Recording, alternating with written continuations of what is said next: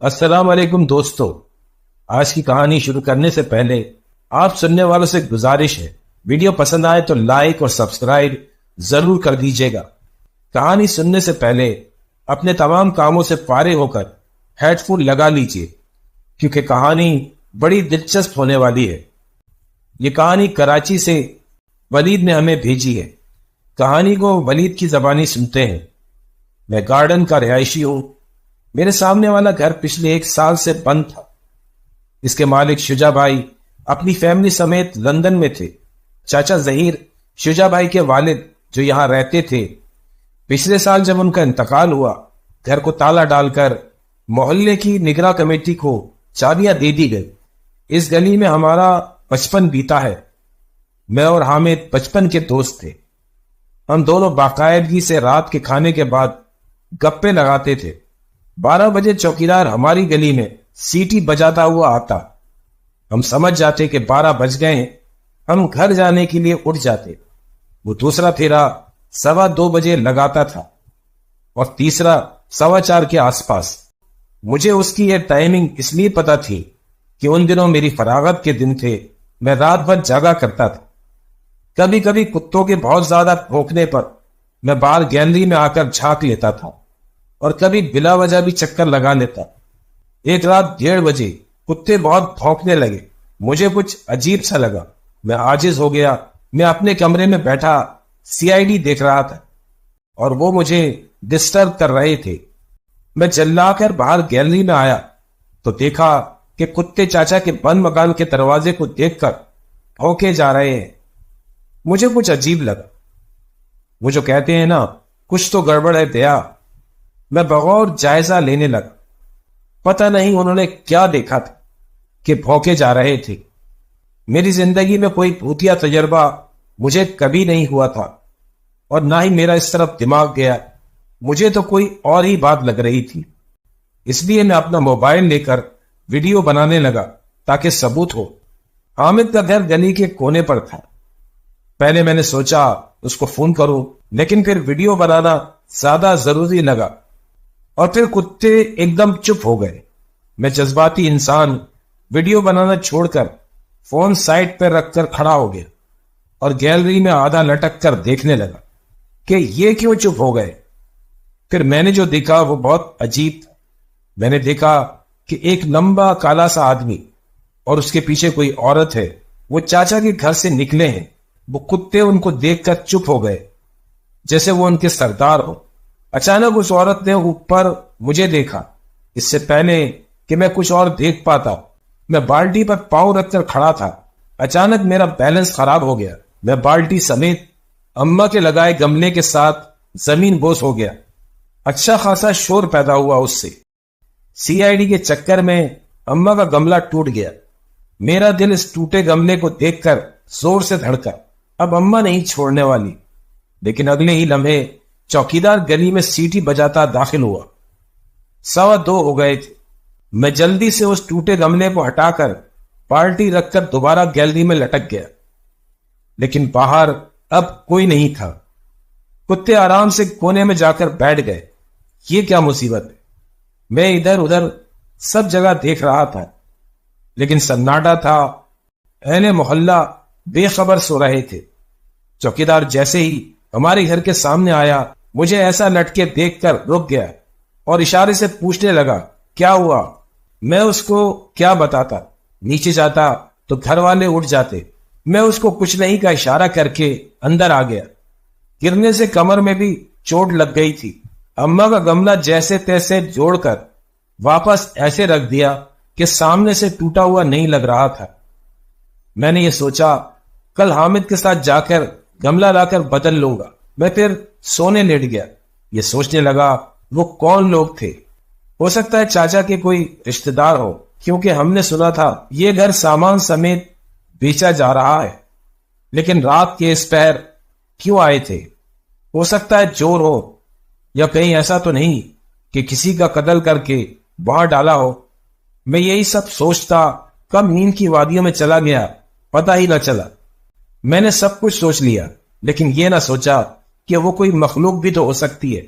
اصل میں شاید نہ ان کو ڈرانے کا موقع ملا نہ مجھے ڈرنے کا، کیونکہ میں گر گیا تھا اور چوکیدار صاحب سیٹی بجاتے آ گئے تھے۔ لیکن ان چیزوں کو ڈرانے کے لیے موقع کی ضرورت نہیں ہوتی، یہ ہوتی ہے اور یہ اپنا وجود رکھتی ہے، جس کا مجھے بعد میں اچھی طرح پتہ چل گیا۔ ابھی مجھے نیند آئے کچھ وقت گزرا ہوگا، 3:45 کا وقت ہوگا، میری آنکھ پیاس سے کھل گئی۔ جھنجھلاتے ہوئے اٹھ کر نیچے گیا، پھر اس سے پانی کی بوتل نکال کر اوپر لے آیا اور گیلری میں کھڑا ہو کر پانی پینے لگا۔ میرے دماغ میں وہی باتیں گردش کر رہی تھی۔ اب کی بار میں نے بالٹی پر چڑھنے کی غلطی نہیں کی۔ باہر گلی میں سناٹا اور ہو کا عالم تھا۔ اب تو وہ کتے بھی کہیں جا چکے تھے، لیکن جب میری نظر چچا جی کے گھر کے دروازے پہ پڑی تو دروازہ کھلا ہوا تھا۔ میں نے ہر طرح سے جھک کر کوشش کی کہ مجھے کوئی دکھائی دے جائے، اور پھر جب میری تسلی نہ ہوئی تو پھر میں دوبارہ بالٹی پر چڑھ گیا اور گیلری میں لٹک کر دیکھنے لگا۔ اس پوزیشن پر مجھے چاچا جی کے گھر کے صحن کا تھوڑا حصہ اور اس میں لگا درخت دکھائی دے رہا تھا، لیکن اندر بھی سناٹا ہی تھا۔ میں مایوس ہو کر نیچے اترنے لگا، خواہ مخواہ ہی محنت کی، اور پھر مجھے ایک لڑکی دکھائی دی۔ وہ لڑکی صحن میں کہاں سے نمودار ہوئی پتہ نہیں، وہ درخت کے نیچے کھڑی اوپر درخت کی طرف دیکھ رہی تھی۔ یہ مجھے پہلے کیوں نہیں دکھائی دی؟ میری ساری توجہ اس کو دیکھنے پر تھی۔ اب مجھے ڈر محسوس ہوا، لیکن میں نے دل کو تسلی دی کہ یہ کوئی بھوت نہیں ہے۔ گیٹ بھی تو کھلا ہے، یہ تو کسی انسان نے کھولا ہوگا۔ میرے چھوٹے دماغ کے مطابق جن بھوت گیٹ تو نہیں کھول سکتے۔ اسی اثنا میں چوکیدار پھر سیٹی بجاتا گلی میں داخل ہوا۔ میرا تو سارا دھیان اس لڑکی کو دیکھنے پر تھا۔ چوکیدار جیسے ہی میرے گھر کے سامنے پہنچا تو ٹھٹک کر رک گیا اور آنکھیں پھاڑ کر مجھے دیکھنے لگا، جبکہ میں چاچا جی کے گھر میں دیکھنے میں لگا تھا۔ اس لڑکی نے سر اٹھا کر میری طرف دیکھ ہی لیا۔ نامناسب روشنی کے باوجود میں اس کی آنکھوں سے نکلتے شرارے دیکھ سکتا تھا۔ میں تو خوف سے گنگ ہو گیا۔ ادھر چوکیدار مجھے دیکھ کر کچھ اور سمجھا۔ اس نے بآواز بلند آیت الکرسی پڑھنا شروع کی۔ اس کا آیت الکرسی پڑھنا تھا، وہ لڑکی تو غائب ہو گئی۔ میرے تو حواس خوف سے سلب ہو گئے۔ میں نہ نیچے اتر رہا تھا نہ بھاگ رہا تھا۔ ایسا لگ رہا تھا کوئی قوت ہے جس نے مجھے روک دیا ہے۔ یہ تو اللہ کا کرم ہوا، چوکیدار بہادر اور معاملہ فہم آدمی تھا۔ وہ سمجھ گیا کہ بات کچھ اور ہے۔ اس نے میرے گھر کی بیل بجا دی۔ بیل کی آواز سے میں چونک گیا اور بھاگ کر کمرے میں جا کر چادر اوڑھ کر دبک گیا۔ اب میں قرآنی آیت پڑھ رہا تھا۔ ابا تہجد کے لیے اٹھے ہوئے تھے۔ انہوں نے دروازہ کھولا، چوکیدار کی پوری بات سنی اور اگلے 10 منٹ میں سارا گھر میرے سر پر پہنچ گیا۔ ابا تو شاید اس طرح گیلری میں لٹکنے پر میری کلاس بھی لیتے، لیکن میری حالت دیکھ کر مجھے پانی دم کر کے دیا اور سختی سے تنبیہ کی کہ وضو کرو، فجر ہونے والی ہے، نماز ادا کرو۔ اماں مجھے نیچے اپنے کمرے میں لے گئی اور پھر ابا نے نماز پڑھوائی۔ دن چڑھتے چڑھتے مجھے بخار چڑھ چکا تھا۔ ابا، اماں، بھائی، بھابھی سب فکر مند تھے، اور کوئی حالات ہوتے تو میں اپنی خوب خاطرداری کرواتا، لیکن اس وقت تو میری اپنی دال پتلی تھی۔ رات جب حامد بلانے آیا تو بھائی نے اس کو میری خراب طبیعت کا بتایا۔ وہ ملنے آ گیا۔ اوئے، تو کل تک تو بالکل ٹھیک تھا، آج تو ہمیں اجمیری لسی پینے جانا تھا۔ یہ بولتا حامد میرے سر پر پہنچ گیا، لیکن میری شکل دیکھ کر وہ چپ ہو گیا۔ آہستہ سے بولا، ولید تم ٹھیک تو ہو؟ تمہارا چہرہ کتنا اتر گیا ہے۔ مجھ سے تو جواب ہی نہیں دیا گیا۔ میرے بھائی نے اس کو اپڈیٹ کر دیا کہ یہ ہوا تھا۔ غصہ تو مجھے بہت آ رہا تھا، کیا ضرورت تھی اس کو ساری ڈیٹیل بتانے کی؟ میرا کچھ بھی بولنے کو دل نہیں کر رہا تھا۔ 3 دن تک حامد باقاعدگی سے آتا رہا۔ ابا نے بھی 3 دن کسی بزرگ سے دم کروایا۔ انہوں نے مجھے ایک نقش بھی پہننے کو دیا۔ میری طبیعت ٹھیک ہو گئی، لیکن میں ابھی بھی نیچے لاؤنج میں سو رہا تھا۔ اوپر جانے کا دل ہی نہیں چاہ رہا تھا۔ اس دن حامد آیا تو اس نے خبر سنائی، چاچا جی کا مکان فروخت ہو گیا ہے۔ اس نے خود دن میں کچھ لوگوں کو سامان لاتے لے جاتے دیکھا تھا، اور حالات نارمل ہو ہی گئے۔ میں پھر سے اپنے کمرے میں چلا گیا۔ ابا نے سختی سے منع کر دیا تھا کہ اس بات کا ذکر کسی سے نہ کروں اور اپنے اس پیٹ کے ہلکے دوست کو بھی سمجھا دوں۔ ابا تو حامد سے بہت چڑھتے تھے۔ ایک تو محلے کی بات تھی، دوسرا ابا کا یہ کہنا تھا ان باتوں کا ذکر کرنے سے یہ چیزیں بڑھتی ہیں، تیسرا میرے خاندانی ابا کو یہ بھی تھا کہ کسی کو پتا چلا کہ میں رات کے اس پہر گیلری میں کھڑا ہو کر تاک جھاگ کر رہا تھا تو خاندان کی عزت پر بٹا لگ جائے گا۔ بقول ان کے شریف لوگ اس وقت سوتے ہیں، اب ابا کو کیا پتا، میں تو جاسوسی کر رہا تھا۔ حامد نے بھی ابا کے ڈر سے یہ بات کسی کو نہ بتائی۔ پھر ایک دن چچا جی کے مکان میں ایک فیملی آ گئی۔ میری اور حامد کی بیٹھک پھر سے لگنے لگی تھی۔ اس دن ہماری ملاقات سلیم سے ہوئی۔ سلیم لوگ ہی چچا جی کے گھر میں شفٹ ہوئے تھے، وہ ہمارا ہی ہم عمر تھا، دوستی ہو گئی۔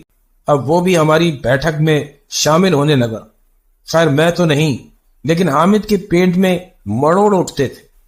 وہ روز میرے آنکھیں دکھانے کے باوجود گھما پھرا کر سلیم سے پوچھتا تھا، اور سناؤ دن لگ گیا، گھر کیسا ہے، وغیرہ وغیرہ۔ 2 ہفتے ہی گزرے ہوں گے۔ ایک دن سلیم ہمیں کچھ چپ چپ لگا۔ میرے پوچھنے پر اس نے بتایا، یار ایک عجیب بات ہوئی ہے۔ رات میری آنکھ 3 بجے کھل گئی۔ میں نے دیکھا کہ امی میرے کمرے سے نکل رہی ہے۔ خیر یہ کوئی ایسی بات نہیں ہے، اصل میں بات یہ ہے کہ امی نے ابھی جو بہن کی شادی پر سوٹ سلوایا تھا وہ فینسی سوٹ پہنا ہوا تھا، تو تم کو امی کے سوٹ پر اعتراض تھا۔ حامد فوراً بول پڑا۔ سلیم چپ ہو کر اس کی شکل دیکھنے لگا۔ حامد کو تو بس جلدی ہوتی تھی ساری بات جاننے کی۔ تم اس کو بولنے تو دو، میں نے ٹوکا۔ پھر جو سلیم نے ڈیٹیل بتائی وہ خوفناک تھی۔ ان کے سب گھر والوں کا کہنا ہے امی رات کو چکر لگانے بچوں کے کمرے میں آتی ہے، جبکہ امی پہلے کبھی ایسا نہیں کرتی تھی، لیکن اب باقاعدگی سے امی رات کو گھر میں گھوم رہی ہوتی ہے، جبکہ امی کا کہنا ہے وہ تو نہیں آتی۔ اور جب کل میں نے امی کو ایسے ضرب برق لباس میں کمرے سے نکلتے دیکھا تو میں ان کے پیچھے بھاگا، امی اس ٹائم کہاں جا رہی ہے؟ لیکن وہ تو جیسے کمرے سے نکلتے ہی غائب ہو گئی۔ میں جب امی کے کمرے میں گیا وہاں امی بے خبر سو رہی تھی۔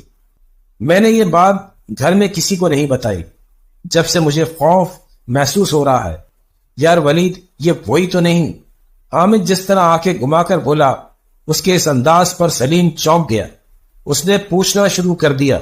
اس کے زور دینے پر مجھے مجبوراً بتانا پڑا۔ میری بات نے سلیم کی بات پر مہر لگا دی۔ اس کا مطلب ان کے گھر میں جو عورت رات کو گھومتی ہے وہ اس کی والدہ نہیں بلکہ کوئی اور مخلوق ہے۔ میرے پاس تو اس مسئلے کا حل وہی بزرگ تھے، لیکن مسئلہ یہ تھا بقول سلیم اس کے والد ان جن بوتوں کو نہیں مانتے تھے اور نہ ہی کسی علاج کو۔ ابھی اس کے گھر والوں کو اتنا اندازہ بھی نہیں تھا، لیکن شک تھا کہ کچھ ہے۔ اب اس میں ہم کیا کر سکتے تھے؟ سلیم نے یہی کہا، میں دیکھتا ہوں کہ کیا کیا جائے۔ چوکیدار کی سیٹی کی آواز آئی اور ہماری محفل برخاست ہو گئی۔ 12 بج چکے تھے اور اسی رات کچھ ایسا ہوا کہ سلیم کے والد کو ماننا پڑ گیا۔ رات کے بہر اس کے ابو پانی پینے اٹھے تو جگ میں پانی نہیں تھا۔ امی بے خبر سو رہی تھی۔ جب وہ کچن میں گئے تو ان کی نظر سلیم کے کمرے کے کھلے دروازے پہ پڑ گئی۔ وہ تو ڈر کی وجہ سے لائٹ کھلی رکھ کر سو رہا تھا۔ انہوں نے دیکھا ان کی بیگم سلیم کے سرہانے بیٹھی ہیں اور اس کے سر پر انگلیاں پھیر رہی ہیں، اور پھر کیا ہی لڑکیاں چیخیں مارتی ہوں گی جو ان کے ابو نے ماری۔ پورا محلہ اڑ گیا۔ وہ شاید کمزور دل کے تھے، بے ہوش ہو گئے۔ محلے والے اسپتال لے گئے۔ ہوش آیا تو بہکی بہکی سی باتیں کر رہے تھے۔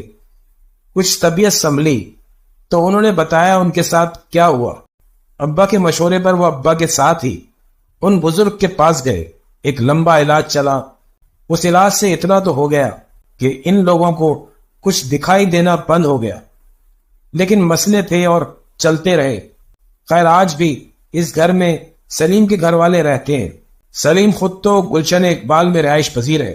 حامد قطر چلا گیا ہے اور میں بھی نوکری کی غرض سے جامشوروں میں ہوتا ہوں۔ چھٹی پر گھر جاتا ہوں۔ وہ وقت مجھے آج بھی یاد آتا ہے اور اب میں مانتا ہوں کہ مخلوقات ہوتی ہیں اور وہ ہمیشہ آپ کے آس پاس ہی ہوتی ہے.